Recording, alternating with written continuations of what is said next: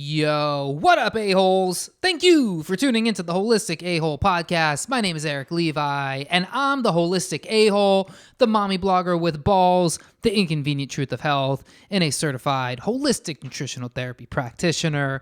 Hey, hope you're having a great day today. Thanks so much for making me a part of it. Hope you're doing well, whatever you're doing. You're walking around your house, you're cleaning, you're cooking dinner, you're driving to work, you're at work, you're not doing work, you're just tuned into the Holistic A-Hole, or maybe this is just background noise while you're getting your groove on, which is even sexier to me. Whatever you're doing, I really appreciate allowing me to be in your earbuds or over the loudspeaker.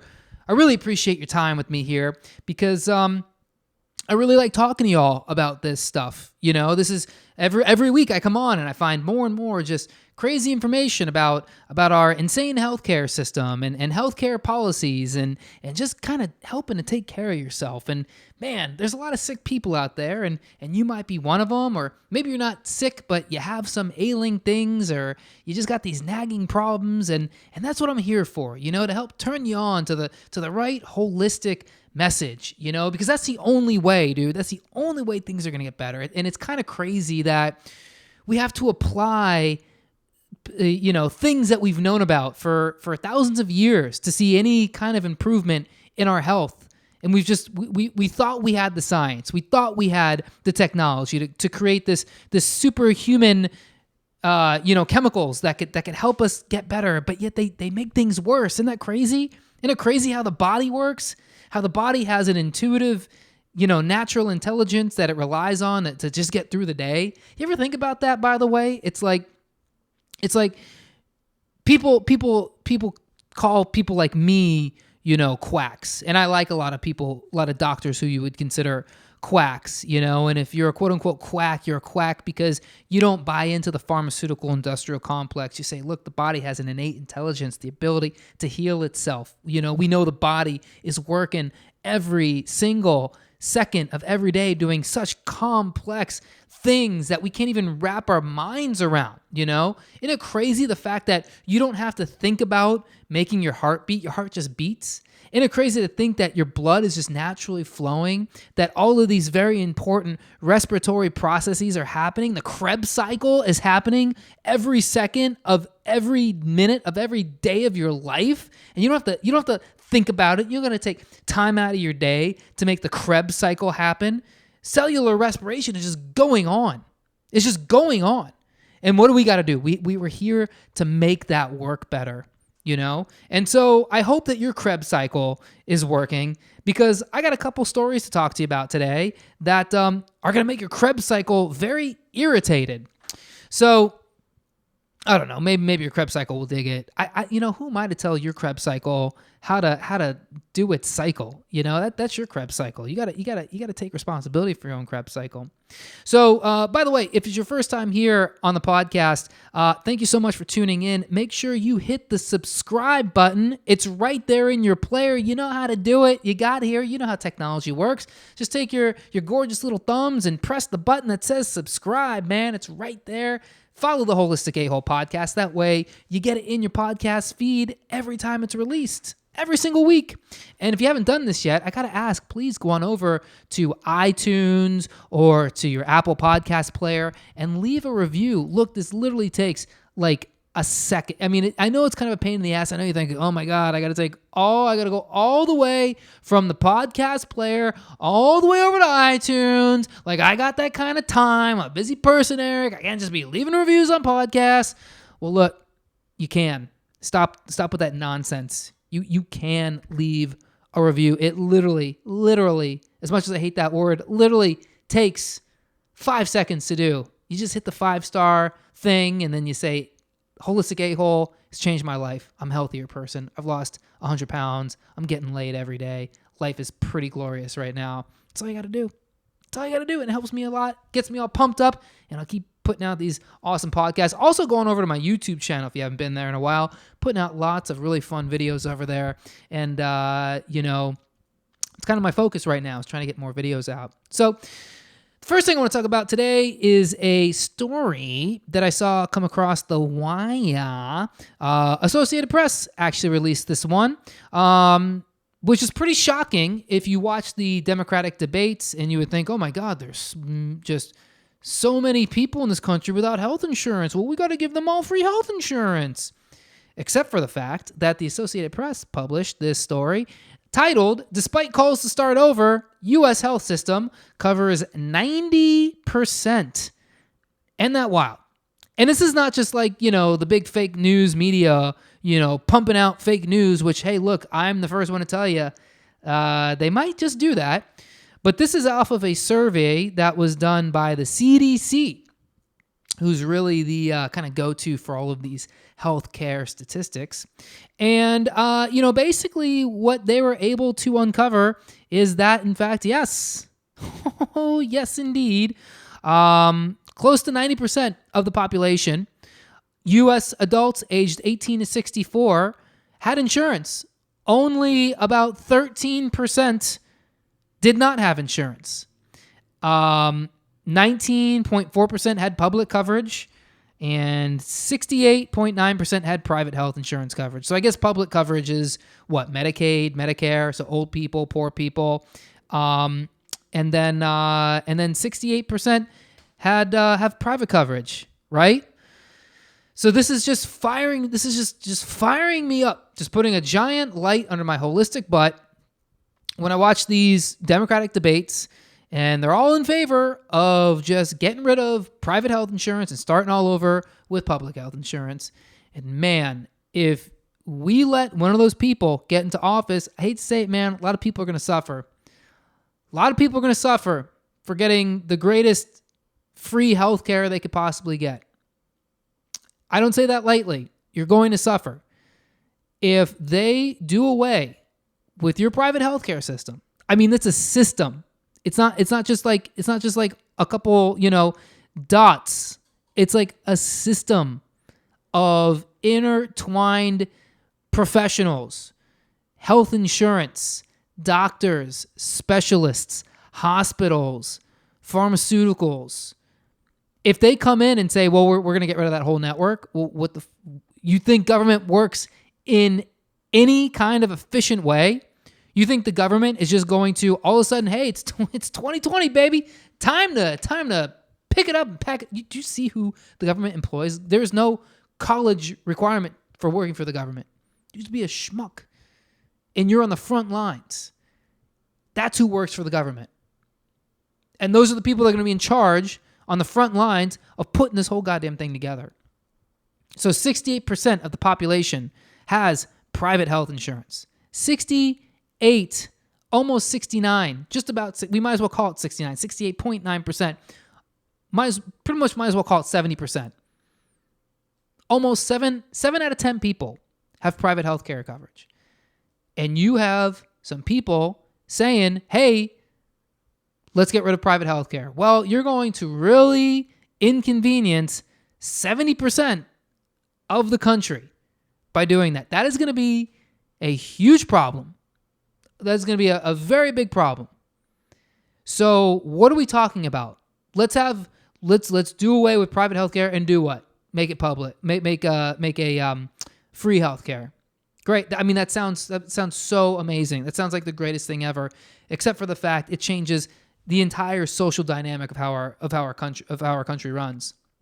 And maybe some people would argue, well, we need that, right? Hey, look, I'm not going to sit here and say that I think things are running great. I think private health insurance companies are a huge problem and are guilty for a lot of the problems and inefficiencies and reckless spending that goes on in the healthcare industry. But goddamn it, so are you as a person.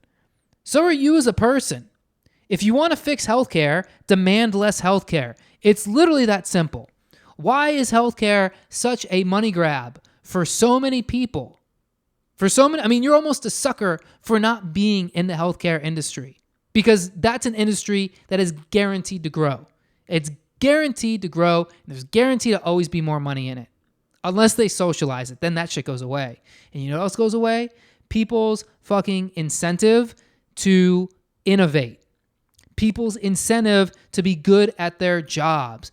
And if you have a healthcare job, like if you're a nurse or a doctor, or you make medication, or you make equipment.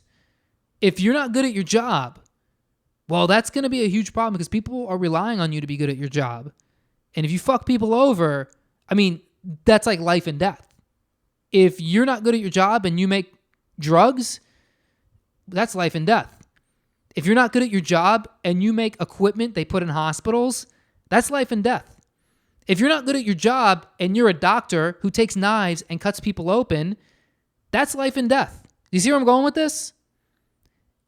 There has never been a bigger motivator for people to be good at their jobs than money.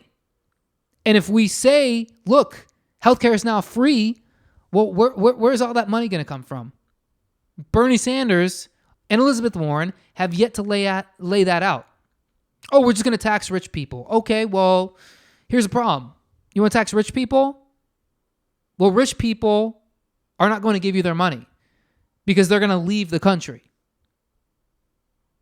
It's already happening. Taxes ruin economies. And if you tax people to the hilt, they're not going to give you the money. So who's going to bear the burden of that? The middle class. And guess what? Bernie's going to say, he's going to say, look, this is for the greater good. This is for the greater good. We need to pay more money for healthcare to get the pharmaceutical companies out of the picture. Well, the pharmaceutical companies make the pharmaceuticals, so I don't know who's going to make. Is the government going to make the pharmaceuticals? Who's going to be the doctors, by the way, when this happens? Who are going to be I just did a podcast all about how less and less people, a record number of, the record lowest amount of people ever in the history of doctoring have now committed to being primary care physicians. So we're not going to have primary care physicians anymore. We have to change an entire system that actually kind of sort of on the surface, I mean, by enrollee numbers, works. Now, I'm the first to tell you the healthcare system sucks. It's terrible. It's a sick care system. It's awful. But people are so ass backwards with this where they say, we gotta get government. No, if you want healthcare costs to go down, you demand less healthcare. And you demand less healthcare by taking care of yourself, by eating the right foods, by having the right lifestyle habits, by not smoking cigarettes, by not drinking soda, by drinking more water, by moving, by improving your mental health. That's such like, what do you want to call it? Like on the surface stuff. And obviously I have a whole library of podcasts that will tell you how to fix certain things in your health. But in the end, the only way to fix the healthcare system is to demand less healthcare. You demand less healthcare by getting healthy. You don't fix healthcare by putting more and more people on pharmaceuticals. Just the way I see it. In fact, the CDC actually agrees with me. They go, look, this isn't a problem. All these people got insurance. Now, are they underinsured? Yeah. I mean, people got deductibles. People got copays. Health insurance is making a killing, because they know people need healthcare. I haven't had health insurance for, 5 or 6 years now. I'm going to need it eventually. Everybody's going to need health insurance. I should be able to go to a doctor, but I can't. It's just not, it's not affordable. Why is it not affordable? Because you have a giant portion of people who are using way beyond their share of healthcare. If you got diabetes, you can reverse that. If you're overweight, if you're obese, you can reverse that.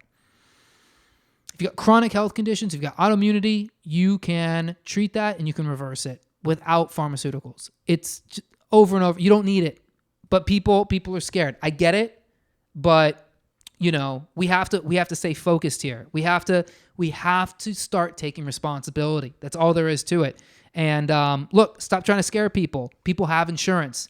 70% of the country has private health care. You cannot get rid of it. That's all I'm saying. It's really frustrating. So let's go to another story here. This one actually talking about the organic dairy farm scandal. So do y'all know that organic milk is bullshit? Did you know that? Well, it is. And, this is frustrating for me as a health coach when I hear other health coaches and healthcare, like people in the alternative health world, they're talking about eat organic, go to Whole Foods, buy organic, so much organic. Just keep buying organic. I did a whole podcast like a month or two ago about why organic's bullshit. The proof that organic is bullshit. It literally means almost close to nothing. You can be certified organic. It just means like very specific things, little loopholes all over the goddamn place that just take any kind of power that you think in your mind organic is and just completely erases it. Organic animals are still in the same conditions that non-organic animals are. Organic farms still use pesticides. Organic farms still use GMOs. There's nothing organic about the organic industry. And so recently, there was some videos released by the Animal Recovery Mission who went into, I don't know the name of the dairy farm, the Natural Prairie Dairy, which is in Texas. And these guys have organic dairy that they sell to places like Target, Costco, Safeway, Kroger, Publix, and soon Meijer. These are the biggest grocery stores in the country. And a lot of people are buying organic milk thinking they're getting a product superior to the other milk. Now, first of all, if you're buying, why are you still drinking dairy milk? Let's stop there. Why are you still drinking that shit? It's nothing but cow jizz. You know it. It's pus. It's fucking antibiotics. It's GMO soy and corn and grains that they feed the animal. The animal is literally raped and tortured to make it make more milk. They put the cows in these things called rape racks. And this is where they basically tie the cow down with chains. Farmer goes in. It's a female cow. I don't know. Are all cows? I think all cows are females and the males are bulls. I don't know. What they do though is they artificially inseminate the cow so that it can make babies. Oh, it's beautiful. Make cow babies. Well, they artificially inseminate the cow so that it can have babies just so that the cow can make milk. This is how they sell milk to 330 million Americans. They artificially inseminate cows, impregnate them, make them have babies, and they get the babies out. They don't let the babies drink the cow's milk. Are you out of your mind? They get the babies out of there, and then the farmer gets all the milk. Now, if this is like real agriculture farming, I get that this is part of the process. And yes, the farmer's going to steal the cow's milk, but there's a natural process that beyond organic farmers, like real, actual organic agriculture farms use, which is the way that nature allowed us. We as humans, we steal the milk. It's bullshit. I know. I'm not defending it. I don't drink cow milk myself for this very reason, because it's fucking atrocious. Although I do eat the raw cow butter. If I can get it from a good farm, which I do, but the whole process of making milk and why do people drink milk? I don't know. It's because we've just been trained, man. This is like, people believe that their minds are superior to the system, right? But you're in the matrix, dude. If you're drinking milk, there's no more matrix food than the milk, because there's no reason to drink cow's milk. You put it in cereal. Well, first of all, cereal is garbage. Cereal is diabetes. Cereal is cancer. Cereal, I'm not saying this to be hyperbolic. I'm saying it because you look at the ingredients. Every single ingredient in cow's milk, including the milk itself, is carcinogenic, is related to cancer. Not associated with cancer. Like, it causes cancer. Like, these are chemicals in the body, in cereal. On top of, sugar, on top of corn, not sugar, not like cane sugar, corn syrup. Right? Fortified with things like folic acid, which just throw your genes and your methylation completely out of fucking whack. Right? Then on top of that, you pour cow's milk, which is pasteurized cow jizz, has no benefits, has zero health benefits. You want to talk about calcium? Okay, you get to have calcium. Then it's fortified with vitamin D. Those two things actually, in the meta-analysis I talked about in the previous episode, shown to be a major contributor to heart disease. Why? Because you calcify your arteries. You literally calcify your arteries. Your body doesn't work right. What is the hormone? Not thyroid stimulating hormone. Oh, I can't think of the hormone. One of the hormones. They don't work right.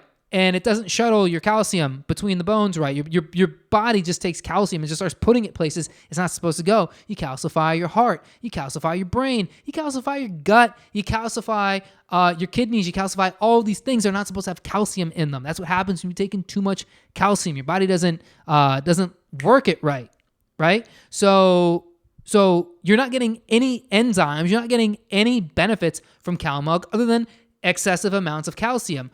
Paired with vitamin D, pretty toxic situation, okay? You have acne, probably because of the milk.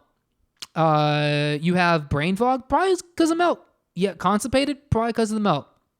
Oh, and let's not talk about, dairy products after that, okay? I don't know, ice cream, pretty much the worst thing you could have.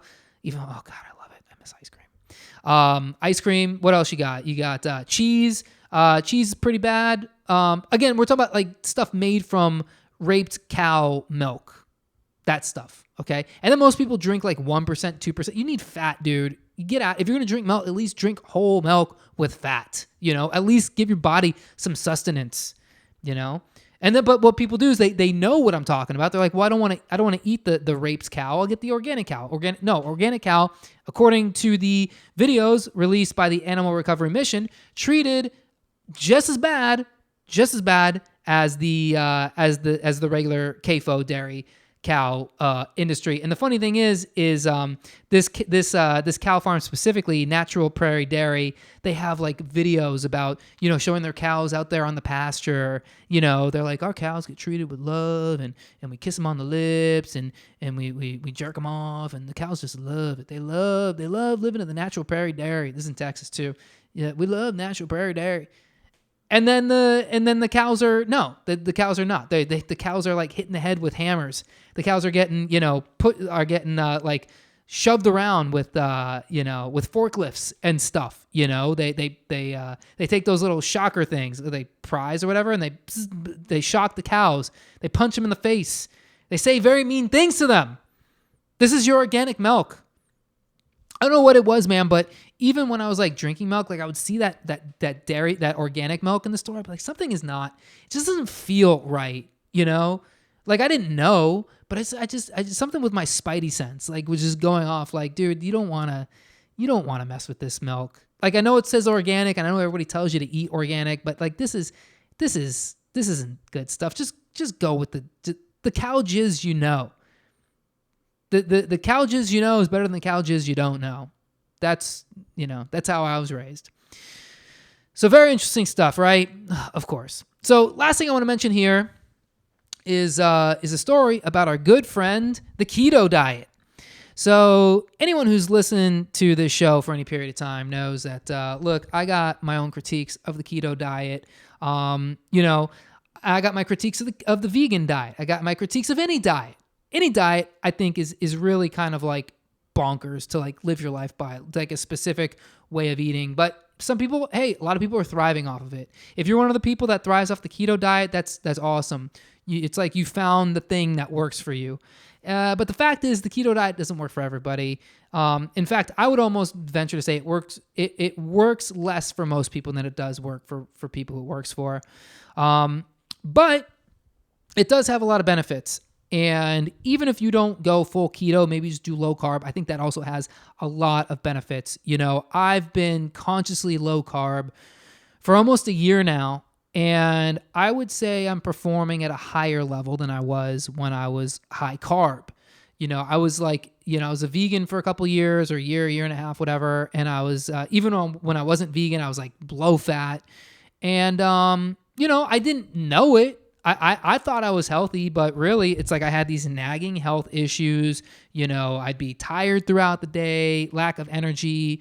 We're talking about like just insane bouts of eczema, like eczema that was painful, This isn't just like, I had like some dry skin on my knuckles. It was like, no, my skin was so dry that it made like a claw. My hand turned into a claw. Like I could not like move it. I couldn't move my fingers without them cracking and bleeding everywhere. I went to this Tony Robbins event last year before I was like, just as I had transitioned. It took some time for the benefits of high fat, low carb to kick in. But like when I was like kind of transitioning, man, I had this crazy eczema breakout on my hand. And I went to this Tony Robbins event. And if you've ever been to a Tony Robbins event, it's like, it's a lot of jumping around and no sleep and clapping and high-fiving people. And my hand just was bleeding so much, dude, from the inside to the outside, in the middle of my fingers, on the knuckles. And I'd have to like high five people. And I was like, I can't high five you, dude. And I felt bad. Like I was not making a lot of friends because like, why isn't this asshole high fiving people? Well, because I don't want to bleed all over you, dude. Right? I got amazing blood, but you don't want none of it all over you. Okay. So, and I'm not even clapping my hands at that point. I'm like, kind of doing like this fake clap, like a professional wrestling, like punch thing where you're not really touching. I'm like just stomping my foot and clapping to look like I'm clapping, but I wasn't clapping because it hurt. It really hurt to clap. My point is that was when I was not low carb. And I started to see the benefits once I've been low carb now for almost a year. And look, for the most part, well, absolutely no eczema going on. Brain fog, energy levels, no brain fog, energy levels great. Don't really need a nap. I very rarely nap anymore. Wake up in the morning. I crush the gym. I've got several different businesses, going on. I got a lot happening in my life. I like the low carb thing. I've not done like keto specifically, but I can see the appeal to it, and I can see like why it could potentially be beneficial. But I also see the horror stories of why people fail. And if you worked with me and you want to do the keto diet and you're like, I can't make it work, I could probably help you make it work. But you got to understand, it's a lot of work, especially for somebody who's been, low carb. So, oh man, that was a pretty crazy tangent I forgot, I haven't even introduced the article yet. So this is the name, this was actually printed in the Military Times. And the title of the article is Defense Department to Ban Beer and Pizza? Mandatory Keto Diet May Enhance Military Performance. So basically, the military is entertaining the idea of making the keto diet mandatory for soldiers.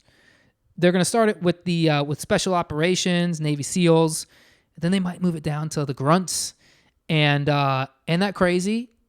I think that says a lot about the keto diet, and it says a lot about carbs. Because military people, they're just normal people. Especially if they're like new in the military, right? Like, it's not like you go to the military and then they're like, here's your, I was never in the military, but I don't think they tell you to avoid certain foods, maybe not until you start getting up into the higher ranks.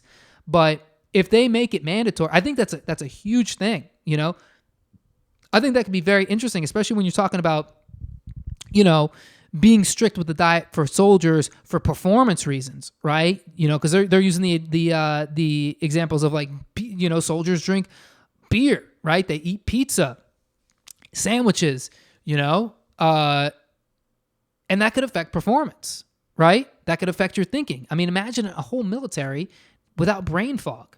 Imagine a whole military without lethargy. Imagine a whole military who substantially cuts down their inflammation.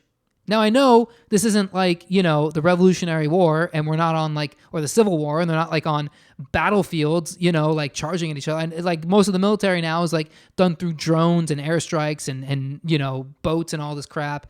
War is different, but at the same time, we still need high performers in the military.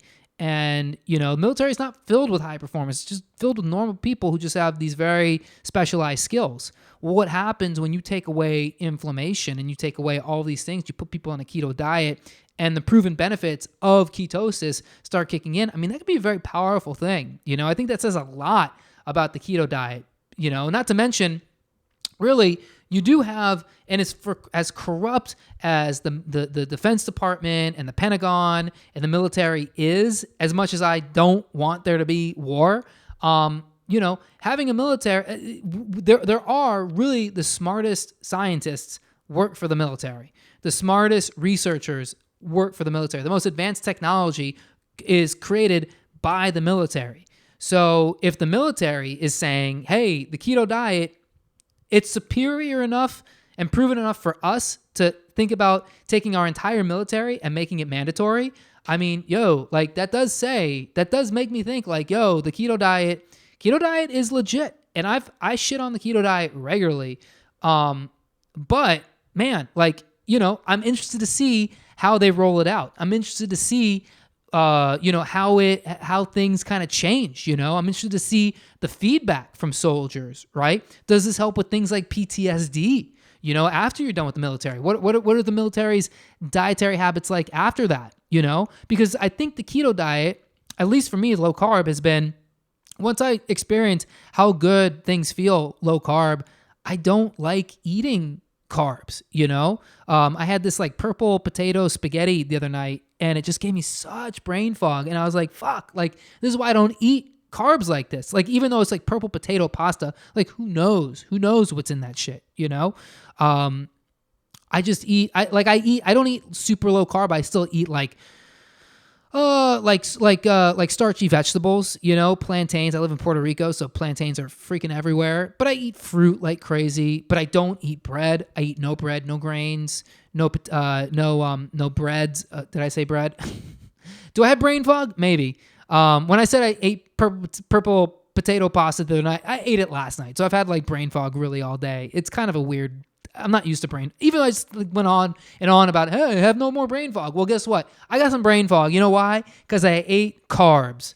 So, but yeah, no, I'll eat the starchy vegetables, but I don't eat the grains. And I think that's the biggest thing. I don't know if you necessarily have to go full on keto, but I think as long as you get rid of grains or at least substantially eliminate them, which is kind of a mind fuck for a lot of people. When you tell them, quinoa is making you feel bad. Rice is making you feel bad. People don't buy it. People don't believe it. But I'm telling you, like, if you say, okay, the month of August, month of September, no grains, I'm just gonna see what it's like. You don't gotta go full keto. You don't gotta buy a little blood pricker and prick your fingers and see what your ketones. You're not gonna do all that stuff. But if you're low carb, you'll start to see what I'm talking about. Increase your fats, increase your saturated fat. Don't be afraid of saturated fat. Just lay it on the line. If you have a heart, you won't have a heart attack. Unless you have like pre-existing conditions for a heart attack. By the way, I'm not a doctor. Please take any medical. This is not medical advice. I'm not a healthcare professional. Please consult your physician with any of this stuff. But I promise you, if you have saturated fats, if you have coconut oil, if you have butter, if you have ghee, if you have lard mixed in with your food to make it like more, more rich, it's not going to hurt you. It's actually might even benefit you. You might start getting the benefits of the fats, like the retinoic acid, the fat soluble vitamins A, E, D, and K. You never know.